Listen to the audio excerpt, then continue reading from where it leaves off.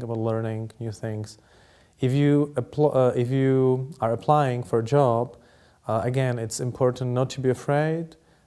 It's good to be able to do the daily, to know the daily words, to be able to write a business letter.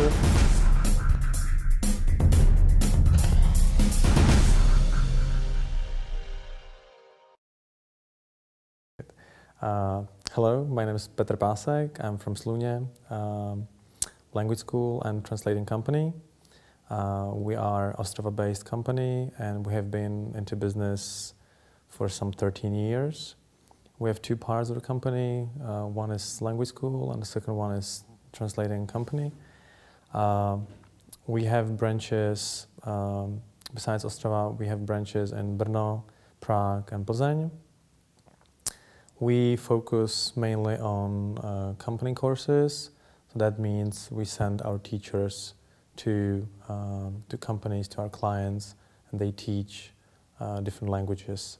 The main language today is English, of course, but we see some growing demand for different languages. It was some years ago, people tried Asian languages, Chinese or Korean, but they found out it's very, very difficult, so they went back to English. Now we see Brazilian Portuguese, because Brazil as a country is going up, is growing, so we have demand for Brazilian, not European Portuguese. The second part of our company is translating company. We do translations and we can do interpretation into some 115 languages.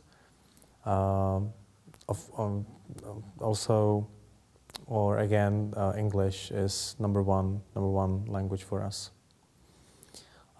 If I should talk about motivation in learning a foreign language, I would stress out the importance of English as a global language, and I would encourage everybody to learn English. Also today, I think people should know more than one language, so it's good to know English and something else. And as I mentioned before, I would recommend Asian languages. So if you have a combination English, Chinese, English, Korean, you are very well off. If you have some other language, for example, Portuguese or Spanish, is a great combination as well. If I should talk about how to learn a language, the best way is to go abroad and live in the country of a desired language. I think today's students have a great opportunities either from their universities, or they can go for summer jobs abroad. And today I think it's very easy to travel within the European Union and to get legal job within European Union. So that's my recommendation. I think that you need to study, and you need to study the language. I think it's very important to practice your language skills.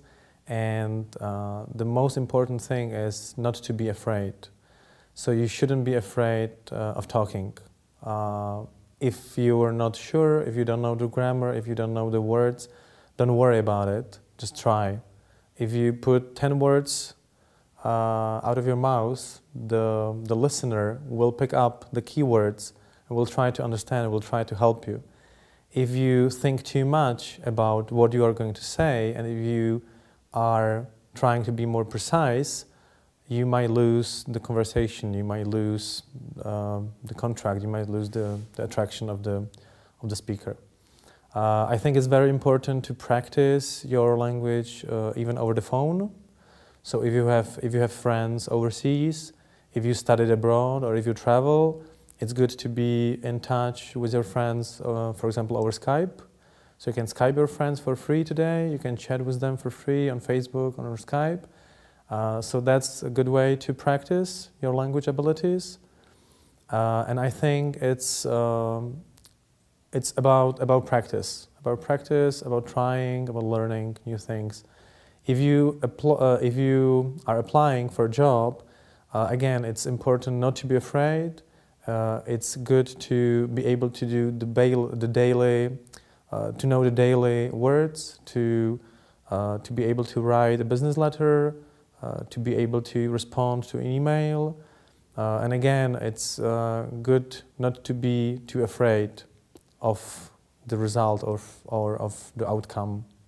In today's world, when we, as language school, when we are looking for colleagues for a full-time job, staff job, administrative job, we accept only CVs and only letters in English. So we ignore all the correspondence in Czech. And during the interview, we switch from Czech to English and from English to Czech to see how flexible the potential employee is.